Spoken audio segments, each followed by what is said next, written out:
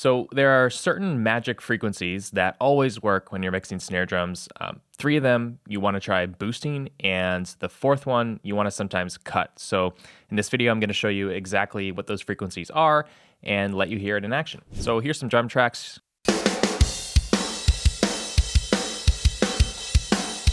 And here's the raw snare.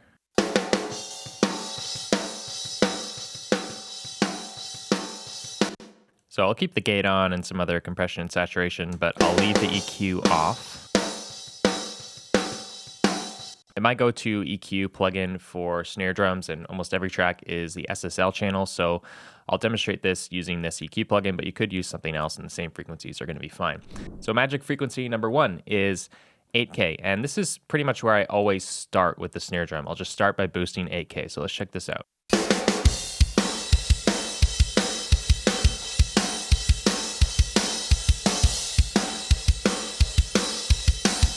So this provides that bright snap, that crack and attack. Let me just solo so you can hear it better.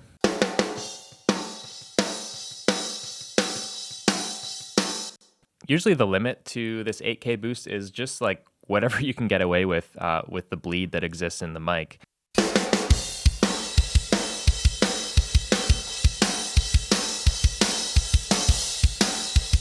So sometimes I wish I could go, all the way up like that, but the bleed's a little crazy, so then we can bring in a sample to just add a little more of that brightness.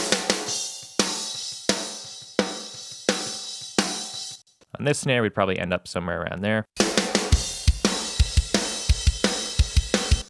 And then the next place that I'll boost is around 200 hertz, so that's magic frequency number 2.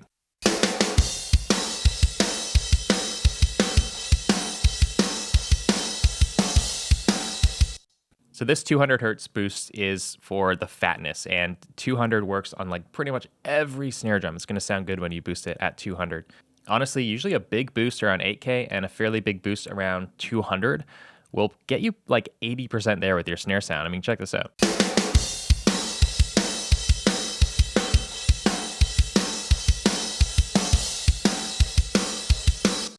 And these two play together, right? So without the low end boost here, and we just have the 8K boost, snare's kind of thin, right? And then we add the 200 to fatten it back up.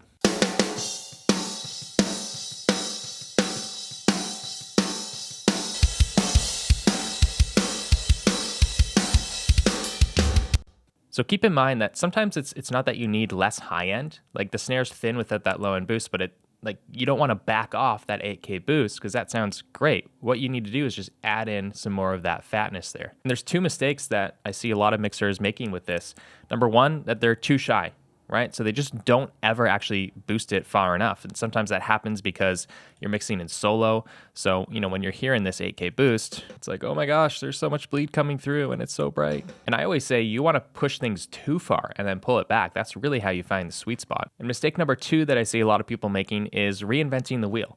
Like, yes, I know every song is different, every snare is different, but take it from someone who has mixed hundreds of songs professionally. Like these frequencies, the two that I've already showed you and the two I'm going to show you in a second, they work pretty much all the time, like 98% of the time. So you don't need to like put your snare in solo and start like boosting and sweeping EQs around and stuff and trying to find, the frequencies to boost and cut. Like just start with this. It's going to get you 80% there in like 1 minute. All right, let's keep going. The next magic frequency you want to look at boosting is 2.5K, somewhere around there. So let's check this out.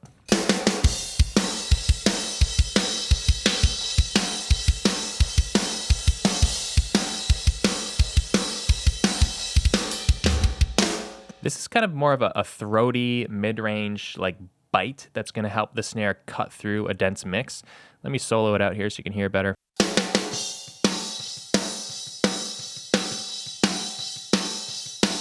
Typically, you don't need a lot of this, just a little bit. This snare too is quite throaty and mid-rangey anyways, but on other snares you might need a little more of this just to help it cut through.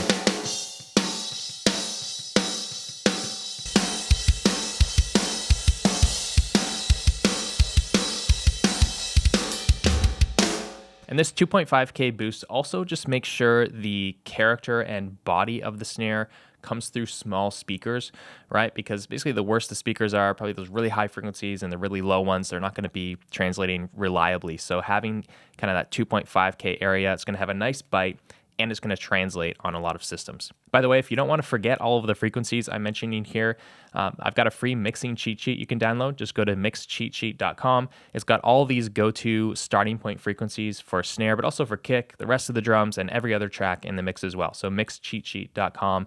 You can print that out and have it in front of you so that you don't forget any of this. All right, so far I've just shown you 3 places to boost on the snare drum, and about 50% of the time, this is all you need to do. You sometimes don't even need to cut any frequencies, but if you do, it's probably going to be in the 4th magic area, which is not one specific frequency, but it's a range, typically around 600 to 900 hertz.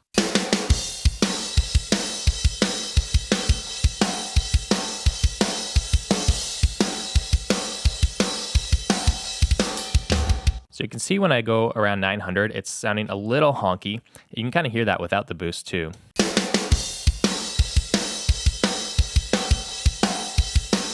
So I'm going to try dipping some of that out.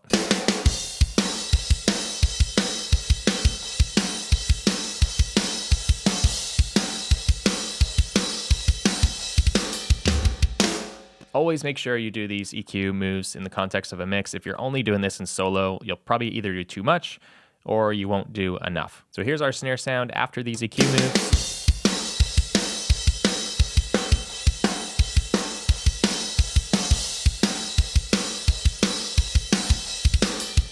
And just to prove to you that this always works, here's a completely different song with a completely different snare. That's the raw snare, no EQ boost on here. So let's dive in. I'll hit the same frequencies.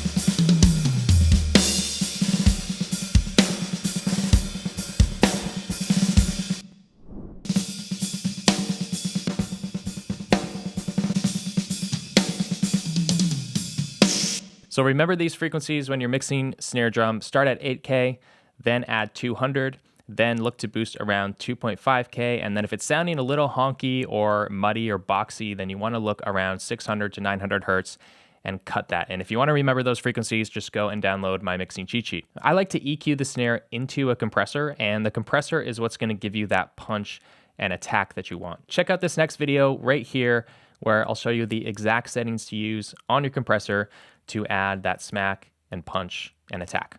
All right, see you later.